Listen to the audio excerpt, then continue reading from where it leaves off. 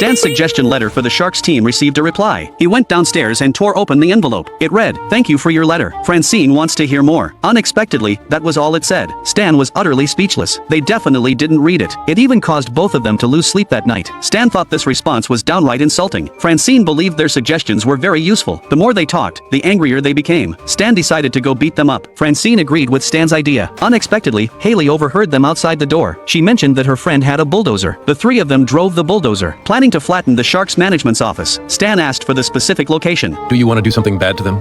With your killdozer? One second. No? In that case, here's the address.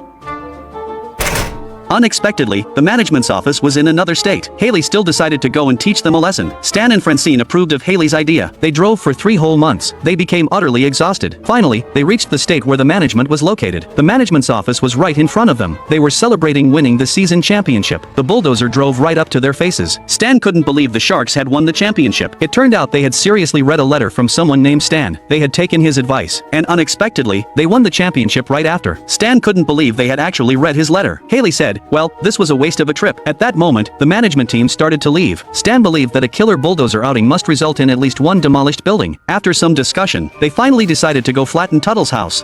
Why? Then again, why not? Francine and Haley were introduced to a cult. A man spied on them every day. He watched them dance and do crafts every day. He even went through their trash bags looking for food to eat.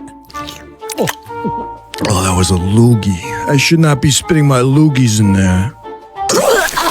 It turns out, 2 days earlier, Haley was out shopping when she was captivated by 2 shapely figures. She followed them to a gym. Unexpectedly, she was pressured to sign up for a membership as soon as she walked in. Haley wanted to ask if the coach was legitimate, but didn't realize the coach was standing right behind her. Haley was stunned by the coach's beauty. So, Haley signed up immediately. Haley became obsessed with aerobics. She suggested Francine join too. Seeing how fanatical Haley was, Francine realized Haley had been brainwashed. The next day, Haley went to the gym. The atmosphere inside was unexpectedly tense. It turned out a fire safety inspection was imminent. She told everyone to pick up their AK-47s and prepare. Then, Haley went home to pack her bags. Because she decided to live at the gym, Francine saw the guns and became worried about Haley. She went to the gym to bring Haley home. However, Haley wouldn't listen. Unexpectedly, Roger joined them straight away. Then the inspector arrived. He noticed the warped floorboards and decided to shut the place down. Roger threatened him with a gun, ordering him not to close it, but then tripped on the floorboard and shot the inspector. The coach told everyone to calm down and decided to take everyone to their studio in the Congo. Haley started to sense something was wrong. They tried to escape, but were stopped. To her surprise, Francine also switched sides. It was all a plan to capture Haley. They then locked Haley in a cell until she recognized her mistakes. After that, they released her. Unexpectedly, Roger found the coach to be very rude. He shot the coach. The bullet went straight through. The disciples believed the coach was a god. At that moment, Haley spotted an electrical wire. She opened a door and found a man hiding behind it. It turned out this man was the real coach. He had brainwashed the disciples into dancing for his entertainment. The angry disciples then beat the man up. Steve was accepted into Hogwarts School of Witchcraft and Wizardry, but this magic school was very shabby. The teacher was also very strong. Unexpectedly, this place was actually a drug manufacturing site, but Steve thought it was a magic potion class. He started chanting spells along with the teacher. Lávate las manos! ¡Lávate las manos! When Steve returned home, he had also earned $2,000. Then he gave it to Roger. Roger gave Steve a wand. Steve felt stronger. Unexpectedly, when Steve returned home today, he not only brought the money back, but also brought the goods back. It turned out he wanted to practice potion making at home, so he took some. Roger recognized what this was. He believed that Steve would definitely be hunted down. Just as Roger thought, people from the opposite side had arrived. Steve thought it was a home visit, but Roger stopped Steve from greeting them. Then these people barged in. Steve was knocked down. Unexpectedly, they thought Roger was the culprit. Steve tried to use a spell to save Roger, but it was completely useless. Roger was directly knocked down. However, he fell onto some flour. This caused him to become highly stimulated. Then Roger started to resist. He snatched the weapon. Then, using cover, he continuously fired.